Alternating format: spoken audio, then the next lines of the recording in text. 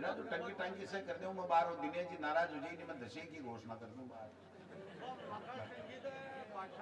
अब बाहर टंकी से फिट कर दूं। आज का कार्यक्रम अपनी एक ऊंचाइयां लिए हुए है।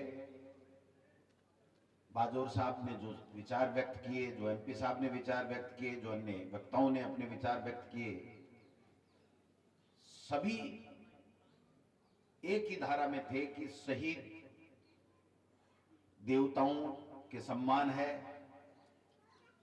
शहीद की जितनी पूजा की जाए, जितना इनका मान सम्मान किया जाए, उतना ही कम है, क्योंकि ये शहीद ही हैं जिनकी वजह से हमारा देश और हम सब सुरक्षित है।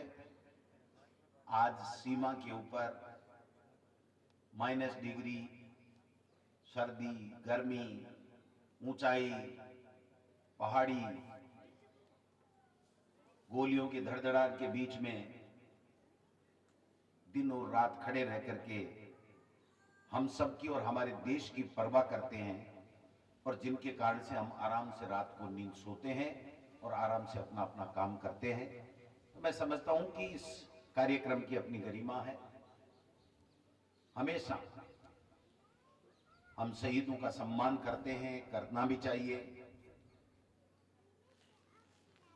लेकिन जब ऐसे मौके आते हैं तो ऐसे मौकों के ऊपर हम सब जाति, धर्म, संप्रदाय, सबको मिलकर के एक संकल्प लेना चाहिए कि शहीद किसी जाति बिरादरी का नहीं होता है, पूरे देश का होता है, हमारा सबका होता है।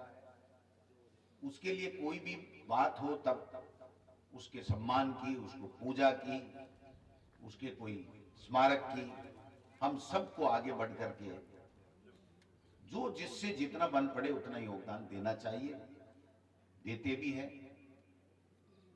जो नेमनाथ जी महाराज थे, बड़े पूजनीय, पिछले कुछ दिनों पहले उनकी देह पंचतत्व में विलीन हो गई। पार्श्वनाथ जी महाराज पूरा संभाल रहे हैं। जो कार्यक्रम जिस प्रकार से बनाया, शहीदों का सम्मान किया, उसमें जो पार्श्वनाथ जी महाराज का योगदान है वो बहुत ही अनुकरणीय है। वास्तव में साधु संत की कोई जात नहीं होती। एमपी साहब कहते थे कि हम तो देते ही रहते हैं। आप एमपी बनने के बाद में लेते भी और देते भी हो, बाकी साधु तो सब यही करते हैं, क्योंकि आप और हम वोट लेते हैं और फिर आशीर्वाद भी देते हैं, काम भी देते हैं। तो निश्चित रूप से आप दोनों कैटेगरी में आ गए, आप साधु के में भी आ गए और आप नेता वाली में भी आ गए।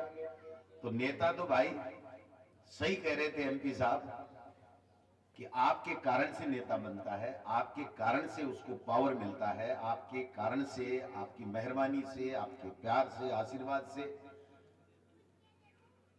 वो काम कर पाता है, देश का, प्रदेश का, इलाके का। मुझे आप सब लोगों ने आशीर्वाद दिया, प्रधान भी बनाया, 3 बार एमएलए बनाया। मैं तो हर मौके पे ये कहता रहता हूं कि अगर आप आशीर्वाद नहीं देते, मेहरबानी नहीं करते, तो गोविंद डोटासरा एक हैंडपंप भी अपने व्यक्तिगत खर्चे से नहीं खुदवा सकता था।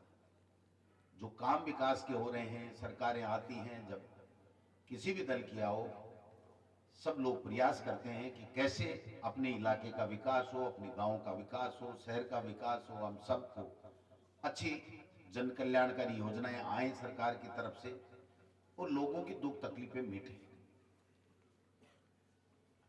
मैं जब पहली बार था तो पानी का बहुत बड़ा यहाँ पर तकलीफ थी, प्रयास किया, सब लोगों ने साथ दिया। आज फ्लोराइड का जो पानी जहर हम पीते थे, उससे हम लोगों को मुक्ति मिल रही है। ये सबके प्रयास से संभव होता है, एक व्यक्ति के प्रयास से नहीं हो सकता। सही कह रहे थे बाजोर साहब कि टैक्स जनता का लगता है, पावर काम लाने वाले में आप डालते हो, और उस पावर का अगर कोई व्यक्ति सदुपयोग करता है तो वो अच्छा जनप्रतिनिधि कहलाता है। अगर उसका दुरुपयोग करता है आपस में लड़ाने में, तेरे मेरे करने में, पार्टीबाजी करने में, तो ये पब्लिक है, पब्लिक सब जानती है, ये देखती है कि कौन कैसा काम करता है, कौन कैसी बात करता है, कौन कैसा भाषण देता है, कौन कैसा व्यवहार करता है, कौन सबको साथ लेके चलता है। तो उसी प्रकार से वो जनता उनको आशीर्वाद और परिणाम देती रहती है। मैं तो यही कहना चाहूंगा कि इस मौके के ऊपर हम सब मिलकर के एक संकल्प लें कि जब शहीद की बात आए तो हम सबको 36 कौमों के लोगों को एक साथ मिलकर के एक स्वर के साथ में उनके सम्मान में खड़ा होना चाहिए। और प्रतिवर्ष जब भी कोई अच्छा कार्य आप लोग आपके परिवार में हो रहा हो, चाहे शादी हो, विवाह हो, सूचक हो, जन्म हो, मरण हो, परण हो, शहीदों की मूर्ति के सामने जाकर के उनको नमन करना चाहिए और उनको याद करना चाहिए। तभी जाकर के हम सब एक सूत्र में बंद करके सबको साथ लेकर के इलाके का विकास कर पाएंगे। हम सब साथ रह करके अपना अपना काम कर पाएंगे। अभी चूंकि आप सबकी मेहरबानी से मुझे एमएलए बना रखा है, मेरे पास कम से कम 40 कामों की लिस्ट आई है। मैं व्यक्तिगत रूप से सब कामों की यहां चर्चा नहीं करूंगा,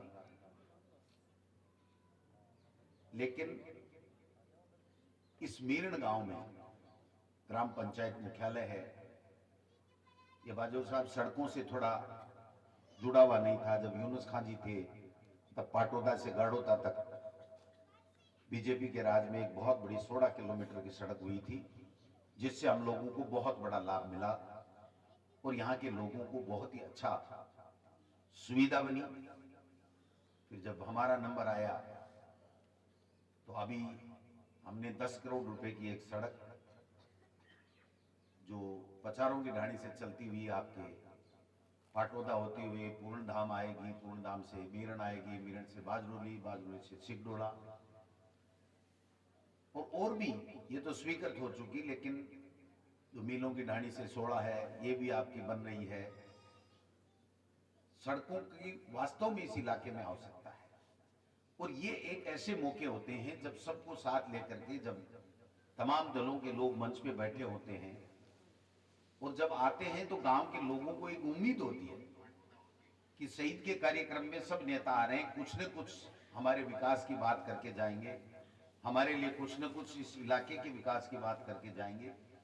इसलिए मैं 2-4 बातें कहूंगा, वरना मुझे 15-20 दिन सिंबल मिलता है तब राजनीति की बात करता हूँ, पार्टी की बात करता हूँ, उसके अलावा हम लोग नहीं करते हैं, करनी भी नहीं चाहिए। आप भी विराज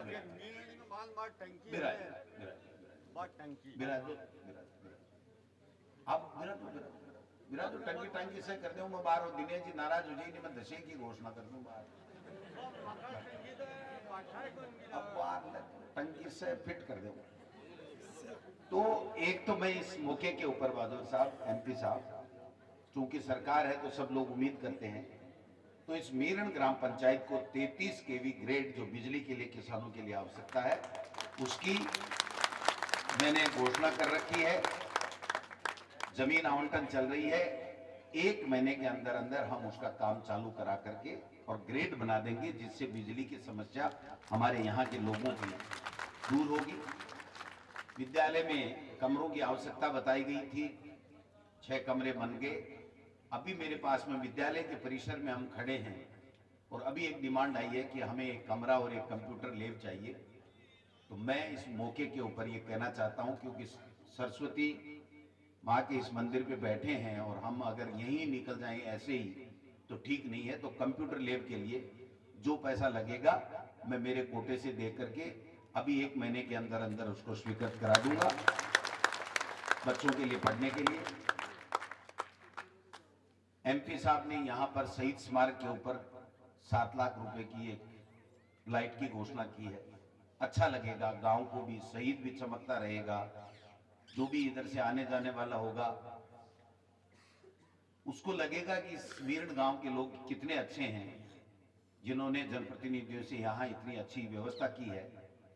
तो यहाँ पर अन्य सुविधाओं के लिए भी मुझे कहा गया है कि कुछ आवश्यकताएं हैं, तो लाइट एमपी साहब लगा रहे हैं, 4 लाख रुपए मैं विधायक कोष से शहीद स्मारक के ऊपर अन्य सुविधाओं के लिए जो भी आप एस्टिमेट देंगे वो मैं मेरे विधायक कोष से दूंगा, क्योंकि इसमें 4 लाख रुपए का ही प्रावधान है शहीद स्मारक के लिए, इसलिए वरना तो मैं 7 से कम नहीं देता। लेकिन मैं कहना चाहता हूं, और एक लाइट, चूंकि जब आप शहीद स्मारक के दे रहे हैं तो गांव के युवा और बुजुर्ग कहेंगे गांव में भी लाइट होनी चाहिए, तो मैं मेरे विधायक कोष से आपकी गांव के बीच में चौक में एक लाइट जो एमपी साहब देंगे वैसी की वैसी देने की भी मैं आपको कहना चाहूंगा। यहाँ बच्चे हैं, युवा हैं, खेलने वाले भी हैं, तो मैं मेरे विधायक कोटे से 10 लाख रुपए खेल मैदान में ट्रैक आदि के निर्माण के लिए देने की भी इस मौके पे घोषणा करता हूं। अभी मेरे पास मंदिरों के लिए आया है, तो मैंने मंदिरों के लिए 80 करोड़ रुपए सत्संग भवनों में, आपके यहाँ धाम में भी और में भी, जब मैं देवस्थान और पर्यटन मंत्री था तो मैंने एक नई जुगत निकाल करके किया था। मैं पुनः आपको एक एक की बात नहीं करके, अभी आपके यहाँ भी 3 मंदिरों में काम 10-10 लाख रुपए का हुआ है, फिर भी मैं अब बजट आ रहा है, मैं कोशिश करूंगा कि आपने जो इसमें लिख के दिया है वहां पर मैं और जो भी सुविधाएं मंदिरों के विकास के लिए, साधु संतों के आवास के लिए, आप सब भक्तों के आने के लिए जो चीज हो सकती है उसको भी हम लोग करने में कोई कोर कसर नहीं छोड़ेंगे। एक पानी की टंकी स्कूल के अंदर मांगी गई है, तो 3 लाख रुपए की एक टंकी पानी की मैं मेरे विधायक कोष से देने की भी मैं सहमति प्रदान करता हूं, जो जल्दी से जल्दी आपकी हो जाएगी। तो निश्चित रूप से बाकी एक स्कूल खोलने की बात है, जोड़ी की बात है, वो भी हम लोग कर देंगे। अन्य चीजें मैं पढ़ना नहीं चाहता, क्योंकि फिर ये होगा कि साहब हर चीज में कह रहा है, इतनी घोषणाएं कर गया, ये कर गया। जो चीज इसमें से जो भी आपने दिए हैं, जो होने वाले काम होंगे, मेरा धर्म बनता है, मेरा फर्ज बनता है, वो मैं सब करूंगा। अन्य भी आपके लिए आप जो भी कोई बातें बताएंगे तो जितना हमसे हो सकेगा हम लोग करेंगे।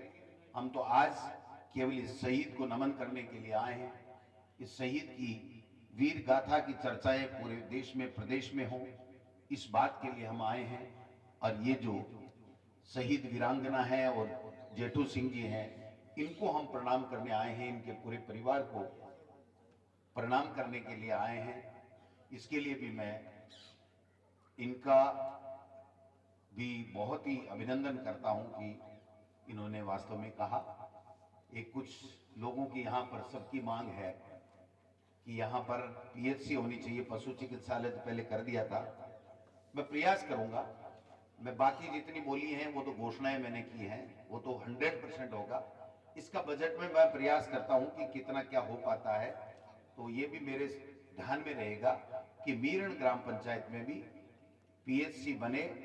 ये मैं इसको पूरे तरीके से दिल और दिमाग में रखूंगा, जितना मेरे से संभव होगा मैं करने की पूरी चेष्टा करूंगा।